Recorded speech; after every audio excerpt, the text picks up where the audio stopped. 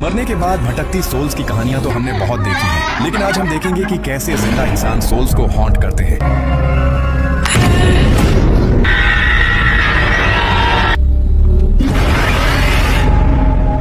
Film की शुरुआत में हम मोमो नाम की एक लड़की को देखते हैं जो पजेस्ड हालत में थी। वो अपने सिबलिंग्स की तरफ देखकर अजीब आवाज में पूछती है, तुम लोगों ने मुझे अकेला क्यों छोड़ दिया? अंगा तब दावा करता है कि ये मोमो नहीं बल्कि सोफी है। वो हिम्मत करके जैसे ही मोमो को टच करता है, वो सब जैसे किसी इनविजिबल गोंद से एक दूसरे से चिपक जाते हैं। उन सब के मुंह से काला धुआं निकलने लगता है और सीन अंधेरे में गायब हो जाता है। कहानी कुछ दिन पीछे जाती है। अंगा अपनी बहन मोमो, निंडी और भाई जोजो को वीडियो कॉल पर अगले दिन के टूर की याद दिलाता है। निंडी काम के प्रेशर की वजह से पहले मना करती है, लेकिन सब उसे याद दिलाते हैं कि वो 4 साल से अपने घर नहीं गए। आखिरकार निंडी मान जाती है, पर कहती है कि वो ज्यादा दिन नहीं रुक पाएगी। फिर अंगा अपनी छोटी बहन सोफी को मैसेज करता है कि वो कल ही पहुंच रहे हैं। उसी रात घर पर पिता सोफी से पूछते हैं कि क्या उसके भाई बहन आ रहे हैं। सोफी हाँ कहती है। ठीक तभी आजंग नाम का आदमी घबराया हुआ आता है और सेना की मदद मांगता है, क्योंकि मिला नाम की लड़की को फिर से एक स्पिरिट ने पजेस कर लिया है। सेना वहाँ जाकर लड़की के सिर पर हाथ रखता है तो सोल बोल पड़ती है, मैंने सुसाइड नहीं किया, मेरा मर्डर हुआ था। सेना उसे जाने का ऑर्डर देता है तो आत्मा याद दिलाती है, तुमने वादा किया था। सेना गंभीरता से कहते हैं कि वो जानते हैं और फिर लड़की की बॉडी से सोल को निकाल देते हैं। अगली सुबह चारों सिबलिंग्स घर के लिए निकल पड़ते हैं। नेक्स्ट सीन में सोफी जब आंगन में झाड़ू लगा रही थी, उसे महसूस होता है कि उसके पीछे से कोई गुजरा, लेकिन मुड़ने पर कोई नहीं दिखता। इसी डरावनी फीलिंग के बीच अंगा की गाड़ी आकर रुकती है। भाई बहनों को देखकर सोफी खुशी से झूम उठती है और उनका वेलकम करती है। लगेज उतारते वक्त उनकी मुलाकात पिता से भी होती है और सब मिलकर खुश होते हैं।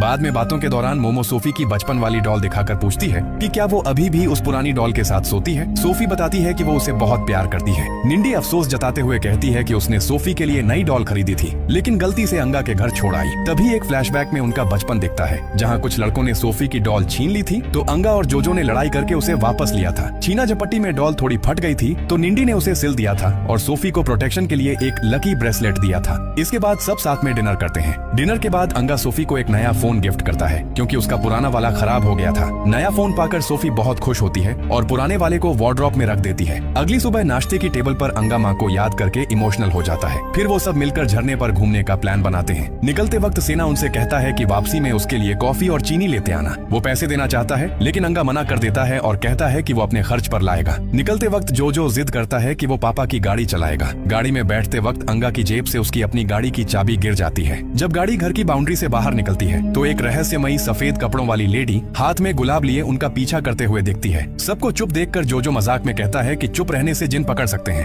निंडी उसे डांटती है, लेकिन जोजो हंसते हुए गाड़ी चलाता रहता है। अचानक जोजो को पता चलता है कि गाड़ी के ब्रेक काम नहीं कर रहे। पहले सबको लगा वो मजाक कर रहा है, लेकिन जब बेकाबू गाड़ी पहाड़ की ढलान से तूफानी स्पीड में नीचे जाने लगी